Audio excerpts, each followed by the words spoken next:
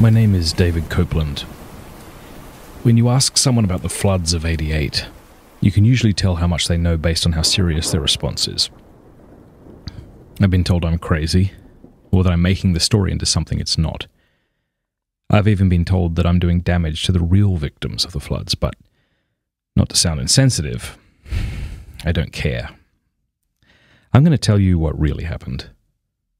The truth.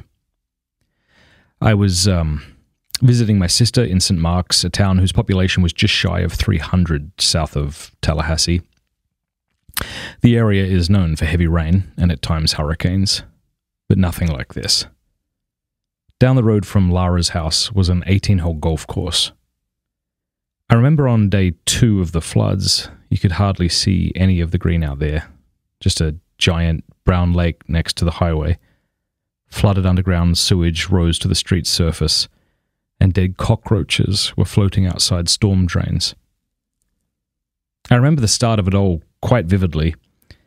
I was in the kitchen with my sister Lara, leaning over the counter with my head back, dropping chocolate-coated almonds into my mouth as she told me about the joys of selling a home.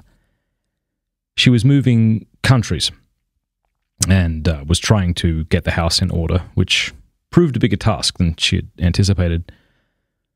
At some point in the conversation, we heard the sound of something dripping. She glared at me with huge eyes as if to say, "What now?" I looked back at her mercifully, munching away. After investigating the sound, I learned that the leak was coming from the roof. So I climbed up to the attic and rested an empty bucket on top of the wooden beams, intending to check the slow drip regularly. A few days later, the town was on standby, but Lara and I had already made the decision to pack up and leave, our overnight bags resting together on the couch. It's crazy how fast it all happened. Lara kept looking around her home, not imagining this would be how she left it, with all of her belongings lifted off of the floor, sandbags by the door, all of her renovation work practically soon to be ruined. By now, all of her friends had fled the city, leaving their belongings behind too. At this stage, the death toll was 1/6 of the town, as if overnight, around 50 people or so had drowned. One news station reported on a wealthy man in town, Eric Delvin. He owned approximately 200 bottles of rare vintage wine, and he refused to leave his home. His wife, Misha Delvin, begged her husband to go with her, but he wouldn't, claiming that he could not leave his collection.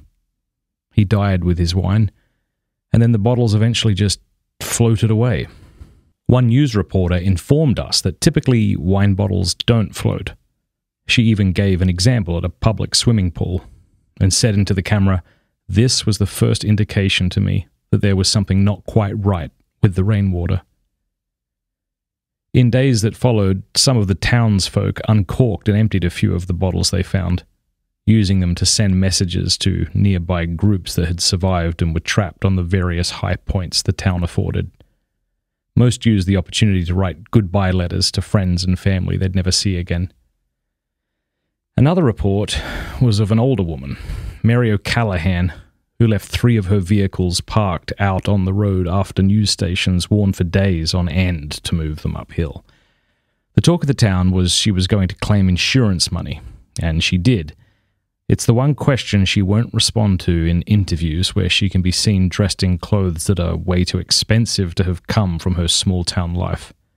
Comical, really. It's strange to see someone's life somehow improve after all the floods. What convinced Lara and I to leave before the evacuation was officially announced was seeing the bodies bobbing up and down like corked bottles at the golf course outside the kitchen window. They would have been 200, 300 meters distance, but even without binoculars, we were sure that that's what they were. It all became real then. People were literally dying right outside our door. Soon after, news reports shared 2 things. One, the governor's declaration that the town was in a state of emergency, and 2, his evacuation plan. Before Rebecca Darcy, the woman reporting, could relay the plan, lightning struck. A huge crash of thunder whipped through the living room as if on cue, and the power in town went out. Lara lived close to the bottom of a hill.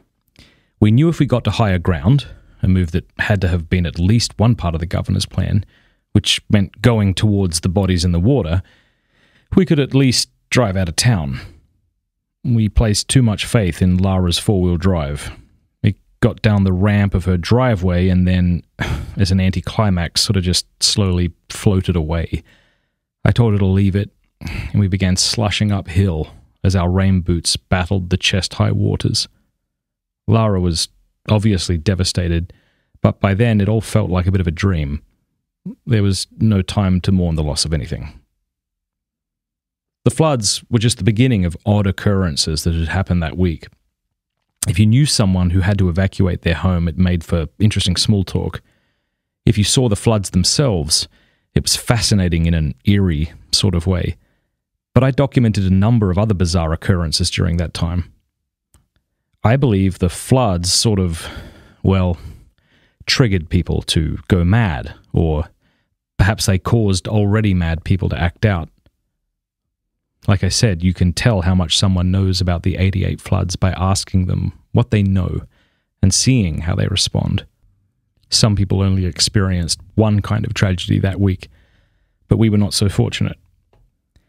We were almost shin-deep in brown rainwater at this point, storm clouds looming above us as it started to get dark. Trudging uphill, the bend in our street reached the golf course, and we noticed something was bobbing up and down towards us at a quicker rate than the flow of rain. The water wasn't dragging it towards us. Rather, it seemed to be thrusting itself of its own accord. We questioned briefly whether this person was alive. Perhaps it was the way it was moving, or the distant look across its face that made Lara turn to me at that point and urge me to slog through the water faster. The body caught up to us, and we started to hear the sound of it bobbing up and down when it was as close as 10 meters away.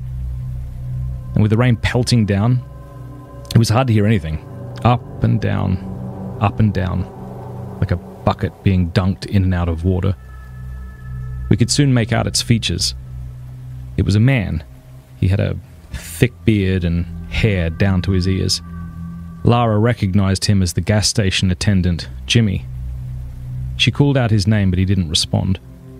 His eyes were locked on hers, however, his mouth closed, his face determined as his body was just sort of bobbing quickly towards us. When the distance between us closed, Jimmy lunged out of the water at my sister and bit 3 of her fingers. The sound, that crunch. Even over all the rain, I could hear it. I could almost even feel it. A shiver ran up my spine and escaped out of my mouth in a scream. I remember Lara holding her index finger up and it bending awkwardly, her other fingers pouring out blood like lava from a volcano. I yelled my sister's name as Jimmy disappeared underwater. I twisted around and around, looking for him to pop out of the water, but he never did. It was a few seconds later I spotted him going downhill back towards Lara's home into deep waters. I didn't stick around to watch. I had to lead my sister to higher ground. I saw no other bodies in the water after that. Lara was crying out in pain over and over, passing in and out of consciousness. Panicked, I ripped off part of my shirt and tightly bandaged her wrist. I was in shock, half expecting the man Lara called Jimmy to come back up from the flooded waters and attack us again. I couldn't get that vacant stare out of my mind. I kept turning around, waiting for him to come up for air, but I never saw him. The details are fuzzy, but this doesn't mean they're inaccurate. I read in a medical journal months later that being in shock can make a person not get enough blood or oxygen in their organs and can in some cases lead to death. I believe I was bordering on this. To go from experiencing a natural disaster to experiencing an unnatural assault by a seemingly dead human, it was just unfathomable. It didn't make sense. It was almost too much for me to process at the time. When the climb ended and we reached the end of the street, Lara came to, clutching her hand gently. Luck would have it, we found an old green truck at the top of the hill with the keys still in it. We got in and I just drove. I didn't think there was even a hospital in St. Mark's. I thought I could help Lara well enough with first aid supplies, so I stopped at the first public place I saw that looked open. A cafe truck stop on the way out of town. A few cars were parked out the front. Rain pelted down on the truck, its cargo bed brimming with water. I told Lara to wait in the car as I ran inside to the cafe, ankle deep in the brown, murky mess. Now, the power was still out across town, though I caught movement inside the cafe. With the sun almost completely down, my eyes had adjusted to the dark storm that engulfed us. When I entered the cafe, I was shocked to find it completely full of people. Every single person had their back to me. I called for help, but no one turned around. In fact, they seemed to slightly turn their backs away even more. I approached a young blonde woman who was closest to me, putting a hand on her shoulder, and she just shrugged it off and almost curled up in a ball as if she was shy. I moved to the older woman sitting across from her, the men along the wall sitting on bar stools and so on. Each of them pulled away from my help-seeking hands. Even the barista at the counter would not face me, a long red apron tied tight behind him as he faced the wall. Everyone else was seated. He was the only one standing. I kept asking what was happening, and if they had any first aid kits on the premises. I leaned over the counter to tap the barista on the back, but when I did this, he took a small step forward away from me and began hunching over. At that point, I spun around to face the customers, and their backs were to me again. They must have pivoted their bodies when I moved deeper into the heart of the cafe. I had no idea what was happening, or why nobody would look at me. Desperate, I grabbed a man seated along the wall by the shoulder and thrust him down off his stool. This time I was just mad, screaming for help. Instantly, he turned his body to the ground and curled up. Slowly, a sound grew from the group. It sounded like sniggering. 20 people or so, laughing for half a second through their noses. One final time, I asked the group for help for my sister, but my voice was a whisper now, as a wave of heat washed over me. It was as if they all thought they were hiding behind furniture for a surprise party or something. I had no idea why they were all there, just sitting. Slowly, I moved towards the exit, opening the door so carefully the bell chimed pathetically. The man I had thrown to the ground was moving, slowly crawling back towards the counter away from me. I had this feeling of, what had I done? What had I disturbed? Suddenly my mind fell to Jimmy, who had attacked my sister. This was the first time I had begun asking myself questions like, what if the whole world had gone mad? What if everyone here would kill me in an instant if given the opportunity? What got me to turn around and sprint was the thought of my sister in the pickup truck clutching her wrist, staring at her deformed hand. Outside, the sound of the rain started up again. It had begun to infuriate me. It was unrelenting. God, how I prayed for it to stop. Days and days of pelting water from the skies. The sound of rain had once been a comforting sound. Now it was the sound of terror, a terror of the unknown. I still needed help for Lara, yet I was way too scared to go back into the cafe. There was a small general store, a separate building where people would pay for their gas right next to the roadside cafe. Grateful to find no one inside, I did find some bandages and medicine. I managed to give Lara a proper bandage to save her finger, though she never recovered feeling in it. As you know by now, the rain did eventually stop after 13 days. We found solace in a small hospital in a town another 30 minutes away.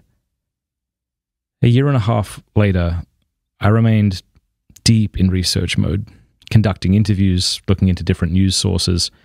Not one of them tells the full story. I managed to track down 7 of those message bottles. The longest message was from a man called Bill, who basically wrote out his will. $100,000 to each of his children and his electrician business to his son, Jake, who ended up drowning 3 blocks away from where the message had been written. One of the messages was a back-and-forth conversation between 2 women, Kate and Teresa. It began with Kate, who wrote out a list of food and resources she had on the second story of her family home, canned foods, weapons, things like that. Teresa, who had no supplies where she was after being stranded for a day, made the swim over to the group with Kate after Kate wrote on the note, "You'd be better off here. There's food, and my husband has a kayak." Kate and Teresa were found dead near that kayak, 2 miles away from their street. The cause of death was drowning. One message from a woman named Lenore Wynn simply said, "I love you, Mum." There are many reports of people drowning, but none of murders or violence, nothing that I can find that was as unusual as what Lara and I had experienced with Jimmy on the golf course or with the people in the cafe. After the floods, Lara moved out of St. Mark's and got a place in Groverley, an hour north of where I live. Just the other day, she and I took a road trip to this wine and cheese place just to get out of town together. We stopped for gas and Lara ran in to pay. I waited in the car and she came back white as a ghost. I asked her what was going on and she said, Jimmy is working here and he's back to normal." I twisted around to get a better look and sure enough, the man who bit my sister's fingers, Jimmy, was walking out of the gas station helping a customer pump up his tires. "Did you ask him?" Lara did. Lara asked Jimmy what he knew of the floods in '88. Jimmy, almost patronizingly, told my sister that it was such a shame what happened, people losing their homes. That's about when my sister pitched in to say homes and hands. Throwing her hand on the counter, she showed Jimmy her disfigured stump and told him, "You did this to me."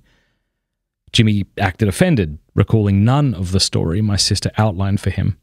He then started labeling her a flood hack, making up wacky voodoo stories that toy with the emotions of those who were actually present that week and who had their lives devastated. Eventually, she saw that it was no use arguing with him, and so she just walked out. Before I drove away from the store, I said to her, maybe he wasn't. Maybe he wasn't actually present when he did this to you. After a long time of silence, Lara asked me if she was crazy, to which I assured her she wasn't. The question I'm pondering now is, do you go mad if you don't remember going mad and then return to normal? Our encounters with the madness of the floods happened so fast, and no one else seems to be reporting anything in the realm of what we'd experienced. I put out ads online and in the local paper for the last year just trying to get more information, asking whether anyone experienced anything like we had. I even did a hypnotherapy session, trying to recall more details from the night and all that happened. My sister's hand is proof, however, that we aren't crazy. Jimmy seems to have gone back to living his life like the rest of those from St. Mark's who survived. I went back in to chat with Jimmy several times about this, and I had a similar experience to Lara. Eventually, he threatened to call the police on me, and I was charged for trespassing. Can you believe that? On public property. That day in the courthouse, 6th of July, my birthday, I learned that the police never did anything with our report on Jimmy months back, and the violence he did against my sister was chalked up to my own insanity. Leaving the courthouse that day, Lara was with me, leading me to the car through the onslaught of cameras and interviewers. She held up her hand against them all as if to say, "We're not talking to you assholes, but why don't you tell my mangled hand how crazy we are?" That's when the hate mail started. Death threats, graffiti on my door, people trying to silence us. All the attention only led me to fight harder to get the truth. Why would people care so much to silence us? That's what I couldn't figure out. Anger flares up most in me when injustice is widely accepted and celebrated. I was mad after white-knuckling my way out of the courtroom. I returned home to a very therapeutic wall punch in the bathroom, bloodying up my hand. "Now we match," Lara joked. When I'd settled down, my sister told me about the dream she was having of Jimmy. Jimmy in the gas station in his usual red flannel shirt, parted hair and big smile. Outside it's raining and getting dark quickly. Lara approaches the counter to pay for gas, and Jimmy is trying to ask her how her day is, but his voice is all stuffed. He keeps clearing his throat. He's bobbing up and down on the spot like he's trying to avoid getting hit by something unseen. He's doing this over and over. As he tries to speak, he reaches into his mouth to remove something clogged in his throat. Coughs and chokes, almost vomiting up a finger that somehow got lodged there. He holds it out to her with that blank face, staring at her as she reluctantly takes it, clutching it in her bandaged hand. I hardly knew what to say. On top of this, I didn't have an answer for the people in the cafe that day, ignoring my pleading, begging for help, responding so oddly, like little children. When I was formulating a reply to Lara's dream, she handed me a birthday card. Lara always made the best cards. I opened it up to see she was still writing with her right hand, her left still incapable of holding a pen steadily. I teased her about how I was still unable to read her writing when it started to rain. Rain, as I said, isn't comforting anymore. Lara curled her eyebrows and swallowed as if to say, "What if it happens again?" Instead, she asked, "Am I crazy, David?" in a shaky, sincere voice. "No," I said forcefully, "you are not the crazy one." Now, fast forward a few months. It's September 5th, 4 months shy of the 2-year anniversary of the floods. My new wife, Steph, has just come home late from work, around 6 p.m. as the sun is setting. Steph believes me, you know. I didn't know her when the floods happened, but she believes everything I told her about Jimmy and about the people in the cafe. One night at about 2 a.m. when I couldn't sleep, I had that thought. What if that's why I married her? I just needed some validation, some support after being labeled by so many as crazy and damaging to the real victims involved. What the hell did they know? After throwing her bag on the kitchen counter, I heard Steph approach my study. She dropped off a large package to me as I was flirting with a third glass of brandy. Happy to be interrupted with such an intriguing item, I opened the parcel addressed to me. Inside the box was a wine bottle. Jeroboam of Chateau Mouton Rothschild, 1945. It had a red sticker on the neck of the bottle with a classic white label, though the sticker was ripped half off. Another one. Bringing my wine collection to 8. 192 to go. Removing the cork, I used my index finger to awkwardly pull out the curled-up note inside. It was difficult at first to understand what it read. I turned the paper around every which way. My best guess was that it was written by a kid. It looked sort of familiar, but I didn't know why. It read, "I know you're not crazy. I'm told I'm crazy too. The floods weren't the only evil that occurred that week. I have proof. Let's meet." On the back of a note was written an address asking me to meet a woman named Cassandra at 8 p.m. in 2 nights. It wasn't the first time I'd received a letter from someone claiming proof. It went so far with one pen pal as to drive 4 hours to meet him in a greasy spoon where he immediately began filming me, taunting Lara and trying to get content for his blog. Needless to say, I broke his phone. Something about this letter seemed different, though. My hand had healed from punching the wall that evening after the courthouse. In my study, I observed the small scar I had retained as I extended and balled up my fingers. And then I had a thought. Lara's birthday card. I pulled out the bottom drawer of my desk, filing through until I found it. I opened it and placed it next to the message in the bottle I had just received in the mail. It wasn't exactly the same, but there were a lot of similarities. My best guess was that the message was written by someone whose fingers no longer worked, or were perhaps bitten off entirely. That is, this Cassandra had written it with her non-favoured hand. I called Lara right away, who came over and studied the message for a long time. I had looked up the address, which was an abandoned warehouse on the industrial side of town. Tonight we're driving there. The both of us. I'm both excited and nervous. Excited for Lara to perhaps meet someone who was attacked in the manner she was in order for her not to feel so crazy. Nervous because why all this time? Why would someone wait so long in order to come forth with this information? Not just to me, but to the public. Before I leave the house, I'm strapping a small revolver to my ankle, praying I'll find some answers. If for some reason we don't come back, I've asked Steph to publish this letter as far as she can. I haven't told her where I'm going, and this is sealed, so she won't open it unless I don't return. This will be my last dying wish. You can't fight against the truth and win. You can deny it, but you're a fool to ignore it. I love you, Steph.